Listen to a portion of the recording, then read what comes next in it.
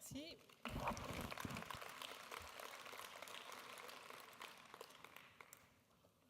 Bonjour. Alors, à Lille, l'année dernière, à l'ouverture du congrès, tout le comité d'organisation s'était réuni en hommage à Jean-Charles. J'avais trouvé cette image très forte, une image d'unité et de partage, et j'aurais souhaité la renouveler ici, avec mon CO qui est ici présent, pour illustrer quand même le chemin parcouru dans la préparation de ce congrès. Alors, dans un discours d'inauguration, classiquement, il est de circonstance de souhaiter la bienvenue aux participants. Et au-delà du formalisme des formules et des mots, je veux vous dire à quel point nous sommes vraiment heureux que vous soyez là, que vous soyez réunis parmi nous. Cet amphithéâtre, vous ne l'avez pas connu pour ceux qui étaient là en 2004, puisqu'il a été construit en 2006, et il nous permet d'organiser ce congrès assez fantastique. Donc la région Rhône-Alpes, à qui revient l'organisation du congrès, c'est une région d'extrême, et c'est sur cette notion que nous avons basé la thématique, les vaisseaux de l'extrême. Puisque si l'ivresse des sommets fait partie du quotidien pour beaucoup d'entre nous, les conditions extrêmes auxquelles sont soumis les vaisseaux des sportifs, tout comme les vaisseaux aux âges extrêmes des patients vieillissants ou de nos patients les plus jeunes, sont à prendre en compte.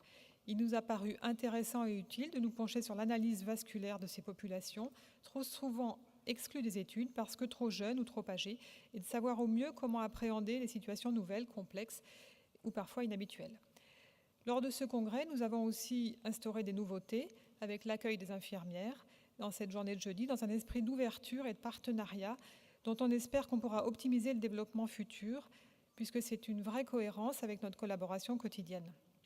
Samedi après-midi, on organise une opération grand public dans le centre de Lyon, sur la place des terreaux, sous la forme d'un village vasculaire, 5 tentes d'information et de dépistage sur les pathologies vasculaires les plus fréquentes.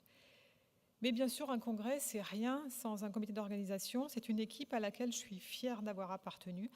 Ce projet, depuis 2 ans, ça a été une aventure humainement riche, puisque notre comité d'organisation a permis un choc des cultures, la rencontre et l'union de 2 mondes que, en apparence, tout oppose, la ville, l'hôpital, le privé et le public.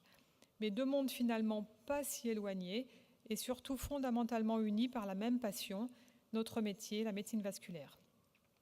La région Rhône-Alpes, c'est 8 départements, 3 CHU, et loin des rivalités footballistiques, notre équipe de choc a œuvré comme une équipe sportive dans un esprit collectif et positif, avec une synergie dynamique, un seul objectif nous mobilisait, que ces 3 jours soient pour vous tous un moment exceptionnel et mémorable, une multitude d'acquisitions de connaissances et la chaleur des rencontres, des échanges dans les couloirs ou sur les lieux de l'exposition.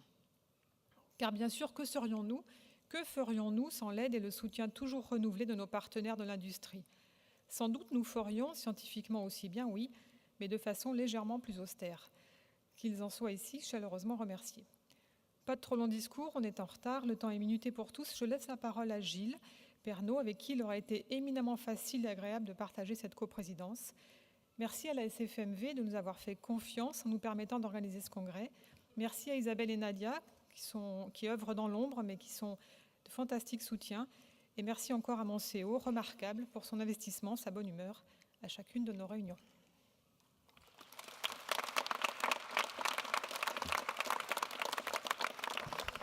Merci. Alors moi, je vais être très bref. En fait, dans l'organisation de ce congrès, il y avait un comité d'organisation, donc ils sont tous là. Je vois même que François s'est fait mal au genou parce qu'il était obligé de mettre son truc sur le genou.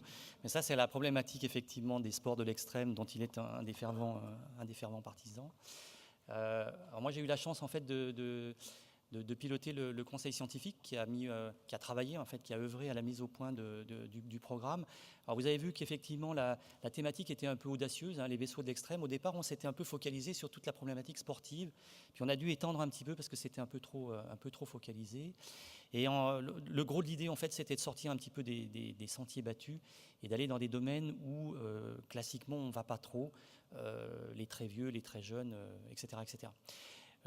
Pour moi, ça a été une expérience assez intéressante, effectivement, de par les échanges qu'il y a pu y avoir. Manœuvrer 3 CHU, alors manœuvrer peut-être la ville et l'hôpital, j'en sais rien. Manœuvrer 3 CHU, c'est pas forcément très très facile.